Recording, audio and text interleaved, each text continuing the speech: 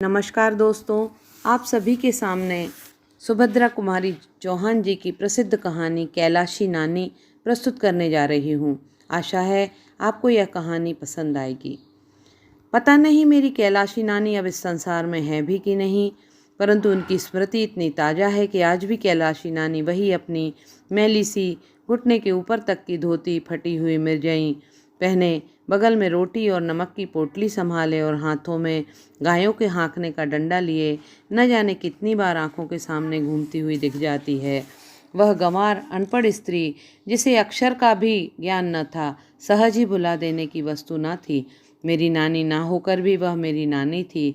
मेरे मामा के गांव में मामा के घर से 4-5 घर हटकर उसका छोटा सा झोपड़ा था, लिपा पुता साफ।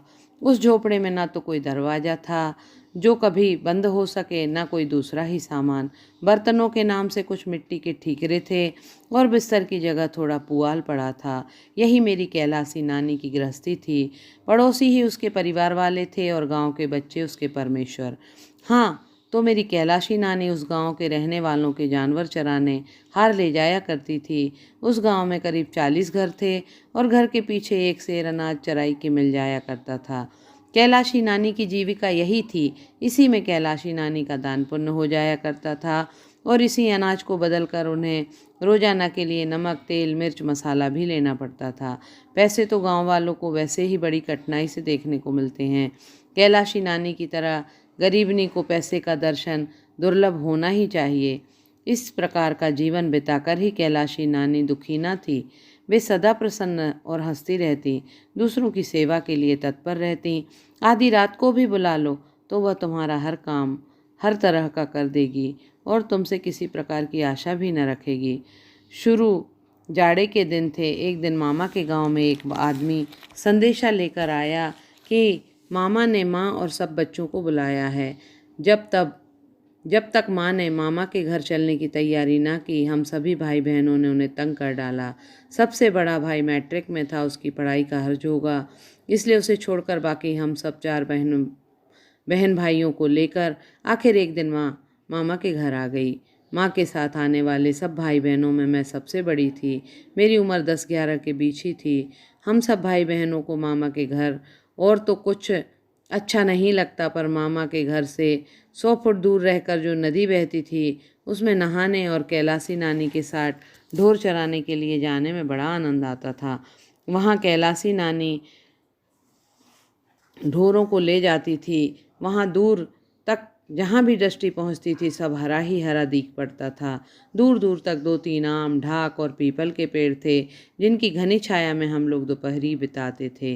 गांव के छोटे बच्चों का एक झुंड कैलासी नानी के नेतृत्व में ढोर चराने निकलता और फिर वहाँ केवल ढोर ही न चराए जाते थे, वहाँ कहानियाँ कही जाती, पहेलियाँ होती और कभी कभी रामलीला भी होती। और रामलीला तभी संभव होती जब राम बनने के लिए मैं सीता बनने के लिए मेरी छोटी बहन साथ रहती। मतलब यह कि गांव में रहकर जितनी बातें संभव थी वहाँ हम लोग सभी करते। हम सभी भाई बहनों को इस ग्रामीण जीवन में बड़ा सुख मिलता। एक भाई बहुत छोटा था, वह तो माँ के ही साथ रहता, किंतु हम 3 और मुझसे छोटा भाई जो 8 साल का था, उससे छोटी बहन जो 6 साल की थी, प्रायः रोज कैलासी नानी के साथ जंगल में भाग जाते। मुझे याद है हम लोग घर के अच्छे से अच्छे भोजन को यह कहकर छोड़ देते थे कि अच्छा नहीं बना, और सच ही वह अच्छा न लगता था, किंतु कैलासी नानी की जंगल में सूखी रोटियां नमक या कभी चटनी के साथ खाने में जितना स्वाद था उतना स्वाद कभी किसी भोजन में नहीं आया। रोटियां भी गेहूं की नहीं, न जाने कितने प्रकार के अनाज मिलाकर बनाई जाती थीं। कैलासी नानी को हर घर से एक ही अनाज न मिलता था। कहीं गेहूं, कहीं ज्वार, मक्का, उड़द, मूंग, अरहर सब मिलाकर इकट्ठा कर देती और रोज़ आवश्यकता अनुसार किसी की चक्की में पीस लाती और दूसरे दिन के लिए रोटियां सेक रखती। यही उनका प्रतिदिन का आहार था। यही रोटियां वे सबको खिलाती थीं और हम लोग बड़े स्वाद से खाते थे। कभी कभी गांव के दूसरे बच्चे नदी में धोती फैलाकर मछली पकड़कर भूनते। उस दिन नानी कैलासी नानी रोटी भी न खाती, सत्तू खाकर ही रह जाती। इसी प्रकार एक दिन हम लोग कैलासी नानी के साथ हार गए थे। उस दिन कैलासी नानी ने राजा रानी की कहानी सुनाई थी। राजा की एक राजकुमारी थी, बड़ी सुंदर, बड़ी नेक, किंतु एक दिन जब वह नदी पर नहा रही थी तो परियों के देश का राजकुमार आया और राजकुमारी को घोड़े पर बैठा कर ले भागा। कहानी सुनने के बाद कलेवा के पहले हम लोग बड़ी देर तक नहाते और तैरते थे। पानी बहुत गहरा न था पर बड़ा साफ था। नदी में नहाने का प्रलोभन ही हमें वहाँ घसीट लाता। हाँ, तो उस दिन नहाते नहाते मुझे यही डर लग रहा था कि कहीं परियों के देश का राजकुमार ना आ जाए। वहाँ राजकुमार तो ना आया, परंतु जब नहा धोकर लौटी तो देखा कि कैलासी नानी के पास कोई बैठा है। कपड़े जरा साफ सुथरे हैं। मैं डरी कि कहीं यही तो राजकुमार नहीं है। फिर घबरा कर दूर तक नज़र दौड़ा कर देखा तो कहीं भी कोई घोड़ा न दिखा। मैं बेफिक्र हो गई कि यह राजकुमार नहीं है। वह होता तो घोड़ा जरूर होता। बाद में कैलासी नानी से मालूम हुआ था कि वह गांव का जमींदार है और कैलासी नानी को हर महीने ढोर चरवाई में 5 सेर अनाज देता है। वह वहीं हम लोगों के पास ही पीपल के पेड़ की जड़ पर बैठकर बात करने लगा। हम सब भाई बहनों के बारे में कैलासी नानी से बातचीत करने लगा। जब उसे यह मालूम हुआ कि अभी तक मेरी शादी नहीं हुई तो उसे बड़ा आश्चर्य हुआ, क्योंकि गांव में तो उस समय लड़की के पैदा होते ही ब्याह की बातचीत हो जाती थी और 3-4 साल के होते होते ब्याह भी हो जाता। उसके स्वर में जरा धीमा करके कैलासी नानी से पूछा, क्या कुल में दाग है जो इतनी बड़ी लड़की अभी तक कुंवारी है? कैलासी नानी ने कहा, नहीं भैया, कुल में दाग वाग कुछ नहीं, बड़े आदमी हैं। लड़की लड़के सभी मदरसे में पढ़ते हैं। यही बिटिया रामायण बाँच लेती है, अंग्रेजी पढ़ती है। जब पढ़ लेगी तब कोई आदमी देखकर शादी ब्याह करेंगे। वह जमींदार जितनी देर तक बैठा रहा घूर घूर कर मेरी ओर देखता रहा। मेरी समझ में नहीं आ रहा था कि आखिर ये आदमी मेरी ओर इस प्रकार क्यों देख रहा है। वह जब तक रहा मुझे अच्छा न लगा। दूसरे दिन जब कैलासी नानी ढोर ढीलने आई, छोटी बहन और भाई तब भी सोकर नहीं उठे थे, अतः उस दिन मैं अकेली ही कैलासी नानी के साथ भाग गई। कलेबा करने से पहले फिर हम सब नहाने गए। जहाँ नहा रहे थे वह जमींदार फिर आया। उसी प्रकार घूर घूर कर देखता हुआ कैलासी नानी के पास चला गया। कैलासी नानी पेड़ के नीचे झाड़ बुहार कर हम लोगों के भोजन की तैयारी कर रही थी। जमींदार बड़ी देर तक न जाने क्या कैलासी नानी को समझाता रहा और हम लोग बड़ी देर तक नहाते रहे। मैंने देखा हाथ जोड़कर कैलासी नानी ने किसी बात को अस्वीकार किया और जमींदार से कुछ न सुनकर कैलासी नानी के पल्ले में कुछ जबरदस्ती बांध दिया गया और तेजी से दूसरी तरफ चला गया।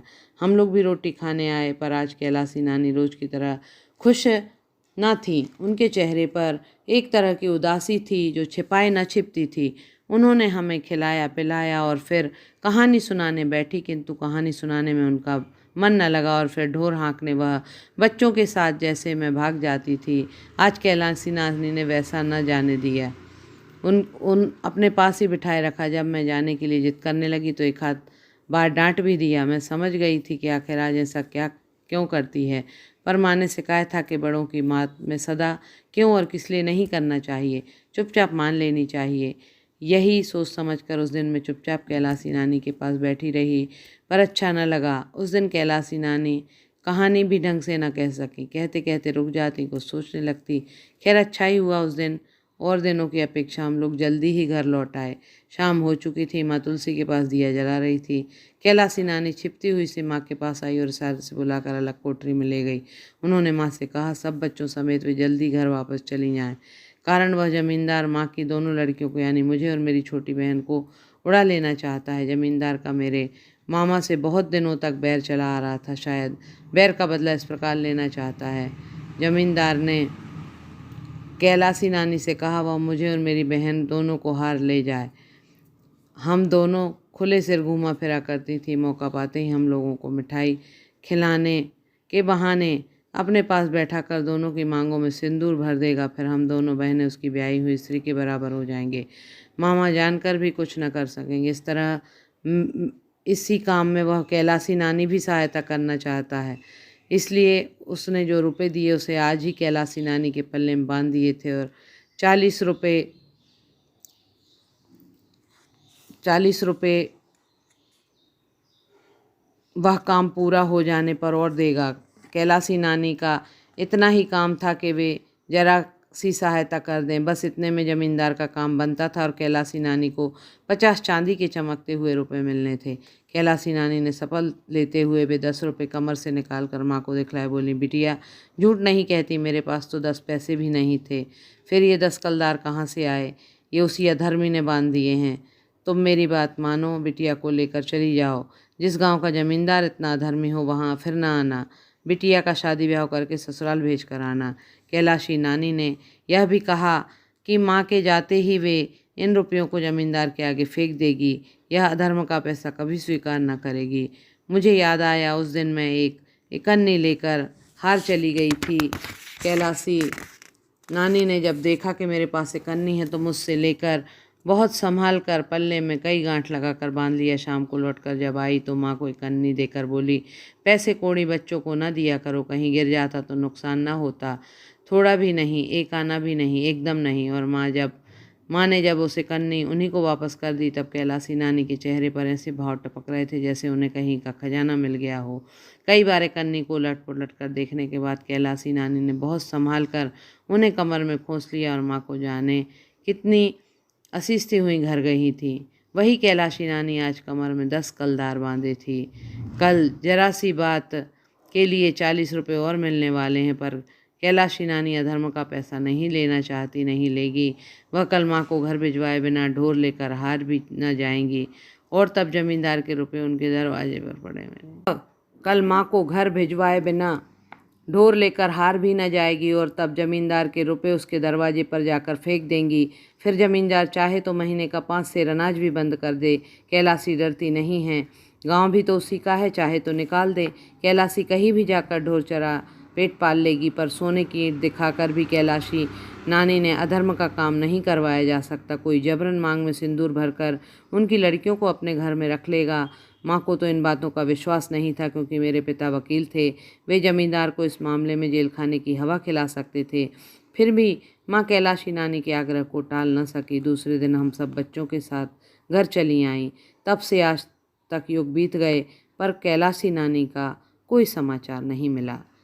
आशा है आपको यह कहानी पसंद आएगी। बहुत बहुत धन्यवाद।